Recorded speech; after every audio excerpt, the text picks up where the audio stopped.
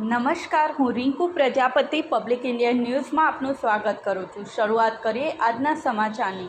કરમસદમાં cycle લઈને સ્કૂલે જવા નીકળેલી વિદ્યાર્થીનું ટેન્કરની અડફેટે મોત નીપજ્યું। કરમસદ ગામમાં આવેલ સંદેશર ચોકડી નજીક પસાર થતા અમૂલ દૂધના ટેન્કરના ચાલકે સાયકલ લઈને શાળાએ જઈ રહેલી 15 વર્ષીય વિદ્યાર્થિનીને અડફેટે લીધી હતી। આ અકસ્માતમાં ટ્રકના પાછળના વ્હીલના જોટા હેઠળ કચડાઈ જવાથી ગંભીર ઇજાગ્રસ્ત થયેલ વિદ્યાર્થિનીનું સારવાર દરમિયાન મોત નીપજ્યું છે। આ અંગે વિદ્યાનગર પોલીસે ટેન્કર ચાલક વિરુદ્ધ ગુનો નોંધી કાર્યવાહી હાથ ધરી છે।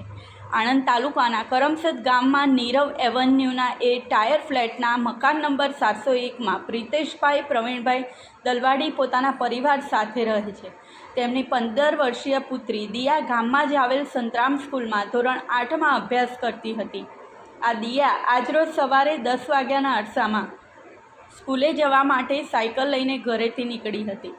તે સંદેશર ચોકડીથી દેવરાજપુરા તરફ જતા રોડમાં ઉમિયા અમૂલ પાર્લરની નામની દુકાનની નજીકથી પસાર થતી હતી। તે વખતે માર્ગ પર આવતા અમૂલ દૂધના ટેન્કર નંબર GJ23X5510ના ચાલકે આ દિયાની સાયકલને ટક્કર મારી હતી, જેથી દિયા રોડ પર પટકાઈ હતી।